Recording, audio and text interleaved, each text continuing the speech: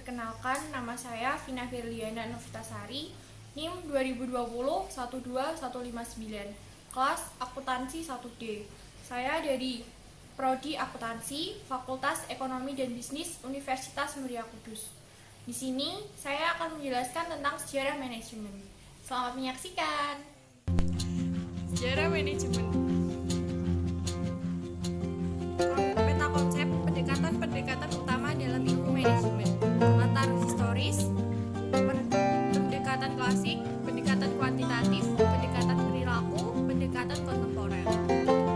1. Latar historis sejarah manajemen. Beberapa orang melihat sejarah manajemen dengan definisi sebagai konseptualisasi modern yang terlambat. Dalam hal modernitas yang terlambat.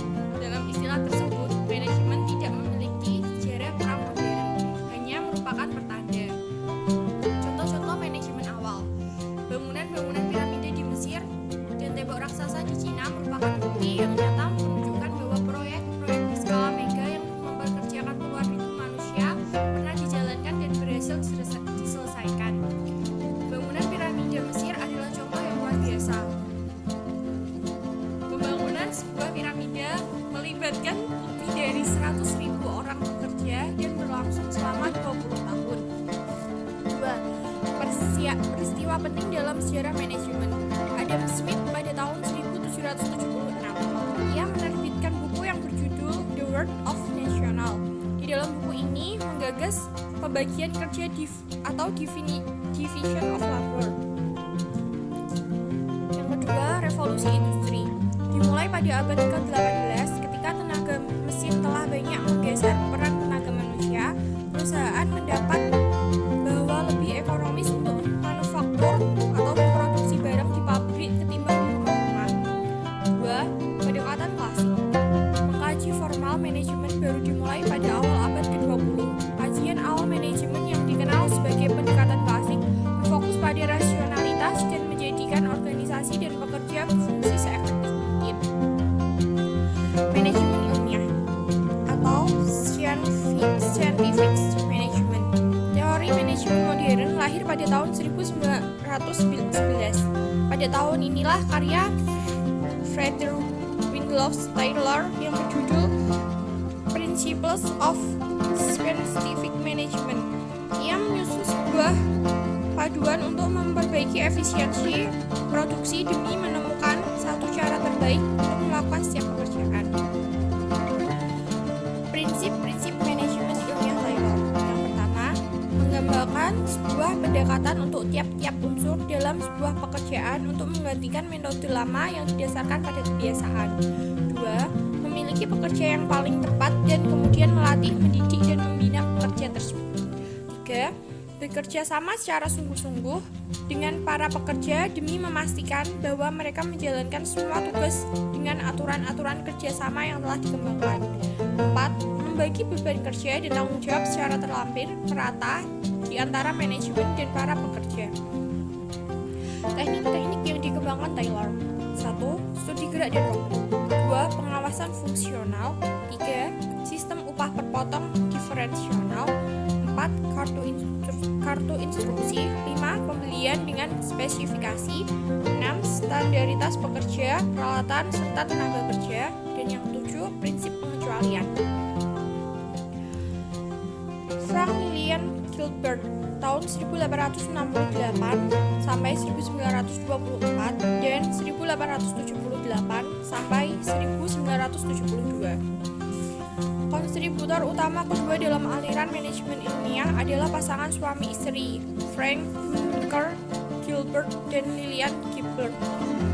Kontribusi terbesar suami istri Gilbert adalah menemukan gerakan-gerakan tangan dan tubuh yang paling efisiensi dan merancang berbagai peralatan tepat guna untuk mengoptimalkan kinerja pekerja.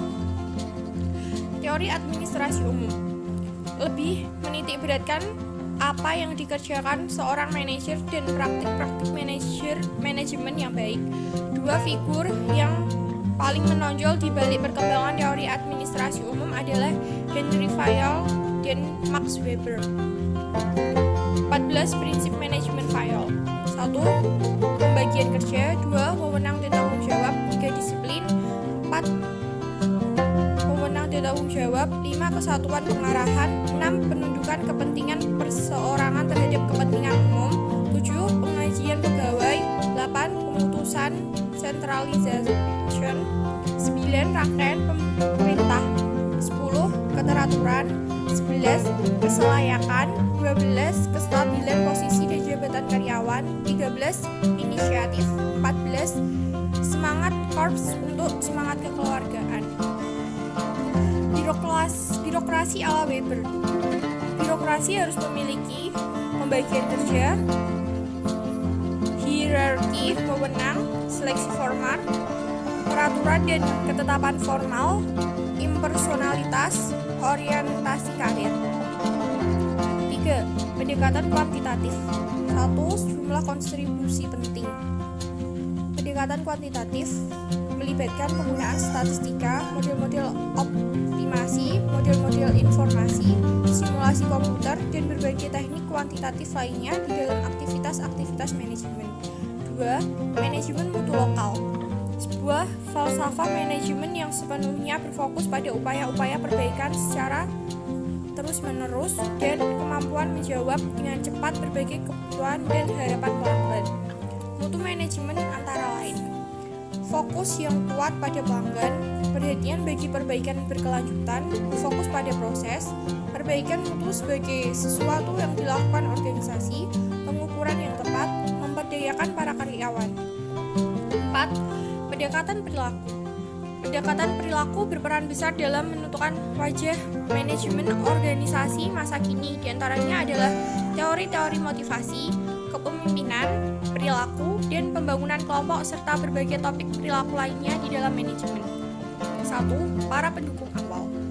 Para pendukung awal ilmu perilaku organisasi menyumbangkan gagasan yang berbeda, namun mereka semua sama-sama meyakinkan bahwa SDM adalah kekayaan terpenting organisasi dan harus dikelola sebagaimana mestinya. Para pendukung awal OB. Para pendukung awal OB yaitu Robert Owen akhir 1700-an.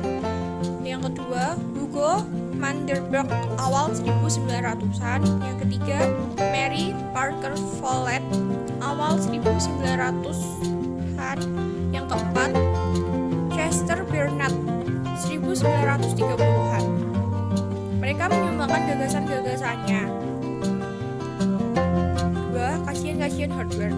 Serangkaian studi yang dijalankan dalam periode antara 1920-an hingga 1930-an yang membuka cakrawala baru mengenai perilaku kerja individu maupun kelompok dan membawa pengaruh pada pandangan manajemen terhadap peranan dalam SDM di dalam organisasi dan melahirkan penekanan baru pada faktor perilaku manusia di dalam manajemen. 5. Pendekatan kontemporer. A. Teori sistem. Pendekatan sistem menyatakan bahwa sebuah organisasi menerima atau mengambil input sumber-sumber daya dari lingkungan dan mengubah atau memproses sumber-sumber daya tersebut menjadi output yang kemudian disebarkan kembali ke lingkungannya. Organisasi sebagai sistem terbuka. Input, bahan baku, sumber daya manusia, modal, teknologi, informasi. Output, produk dan jasa, hasil keuangan, informasi hasil berupa orang, pengembangan, berbagai kegiatan kerja, karyawan, berbagai kegiatan manajemen, teknologi, dan metode operasi. Input dan output ini diumpan balik sehingga menghasilkan perubahan. B. Pendekatan situasional. Pendekatan situasional membantu kita memahami manajemen karena menekankan bahwa tidak ada satupun aturan baku yang bersifat universal dalam manajemen. Thanks for watching.